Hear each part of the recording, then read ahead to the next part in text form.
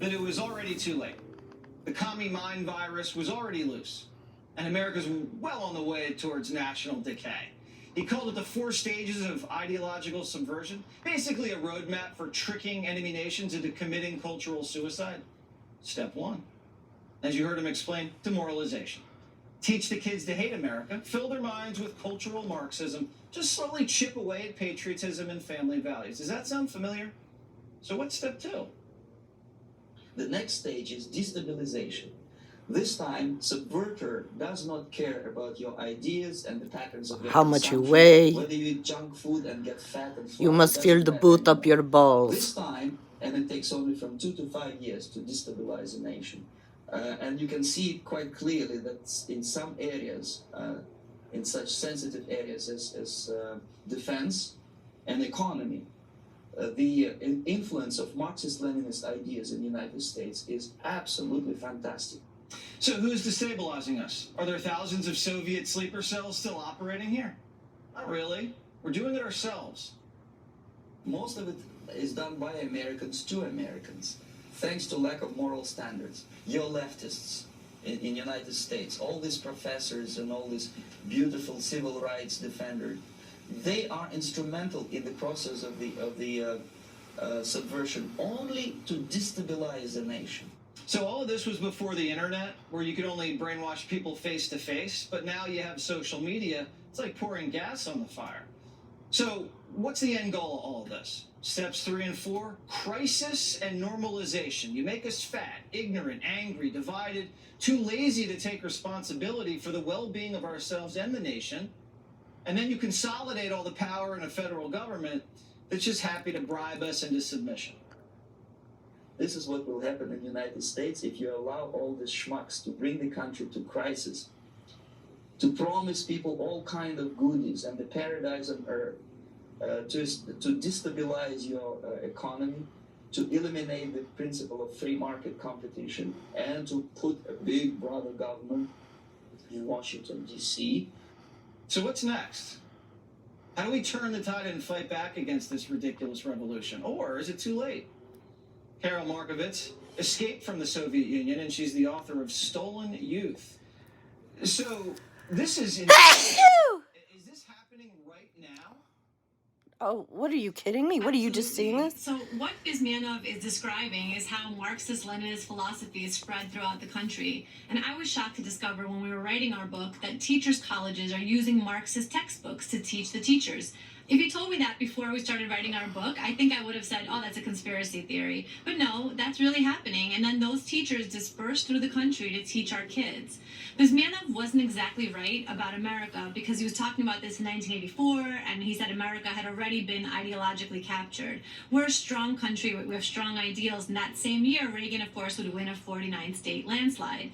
But he was right about how the left does not give up until they have forced their ideology on the rest of us. And in the last few decades, they've marched through our institutions, organizations, companies, and government agencies. And so Bezmenov was only wrong on his timing. It's happening right now. So these radical activists, He wasn't these wrong. professors, these agitators, do they know that they're basically puppets of Soviet Marxists? Or do they, I mean that's Some what they're do, some doing. don't. He just admitted that the KGB guy. They're sheep.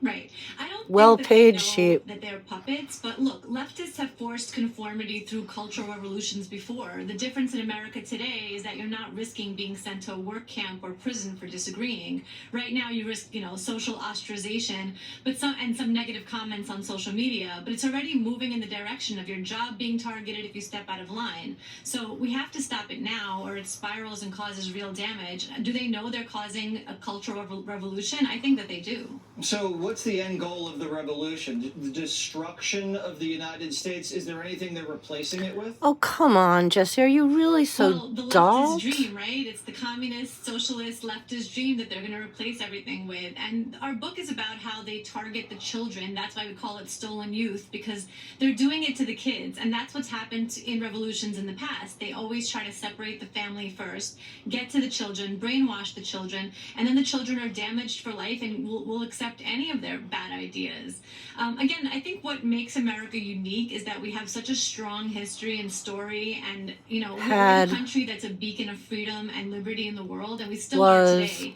And I think that that's really hard for them to beat, but they're trying, and if you let them get access to our children, that's what's going to happen. We have to tell that story everywhere to everybody in a much more powerful way, and we're not doing that. We're afraid to do it, and that's a big problem. Speak for yourself, Carol, thank you so much. Mr. National Television Failure. Joe Biden's non-binary nuke guru, Sticky Sammy, pleaded no contest to stealing a lady's luggage at the Las Vegas airport last summer. Bag grabber Britain, he was charged with a misdemeanor instead of a felony and given no jail time. The judge also ordered Sticky, repay your victim $3,600 in restitution for the stolen luggage and whatever was in the luggage. But with Sammy passing up his day in court, the real loser here is us. We'll be denied the fashion show we so desperately deserve. We'll never know what or who Sticky was wearing going into court every day. So, Brenton, do you still have a security clearance? Are you going to plead guilty today? Did you steal any luggage today? Did you steal any luggage today? What are you wearing? Why would you want some lady's dirty clothes? Can you imagine every day before court, Sticky would be like, does this red make me look guilty? Perhaps I'll wear that festive purple from the luggage I stole from the African fashion designer. But even though Sticky's legal troubles are over, there's new drama unfolding over the security footage from when he actually stole it. Now, you see, we've been asking for the footage since December. Primetime's filed, I don't know, a dozen FOIA requests. Guess what? The airport and the Clark County Sheriff, they're pulling a Pauly P on us. Airport says the footage belongs to the cops. The cops say the footage belongs to the airport, and both of them say, can't see it, sorry, ongoing investigation. But now that the investigation's over, Sticky pled out, give us the footage. We filed another request today, shot it down again. Now they tell us the footage is ready, sensitive security information, and is not subject to inspection by the public. Oh, I disagree. And you'll be hearing from our lawyers. Let's bring in Jimmy Fallon, host of Fox Across America. Jimmy. Man,